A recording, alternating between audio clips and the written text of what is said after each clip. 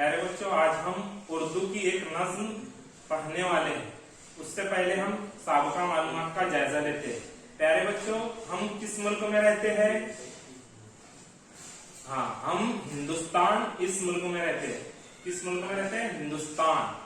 हाँ, इसी तरीके से हमारे हिंदुस्तान में बहुत से मज़ाहिब और जबानें बोलने वाले लोग रहते हैं। बहुत से मज़ाहिब को मानने वाले और बहुत सी जबानें बोलने वाले लोग रहते हैं। इसी तरीके से प्यारे बच्चों, हम किस रियासत में रहते हैं? महाराष्ट्र। हम महाराष्ट्र इस रियासत में रहते हैं। महाराष्ट्र की कौमी जबान कौन सी है? महाराष्ट्र की कौमी जबान मराठी है।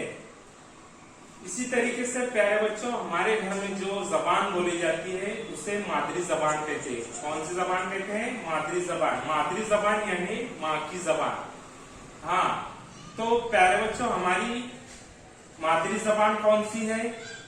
हमारी मादरी जबान उर्दू है।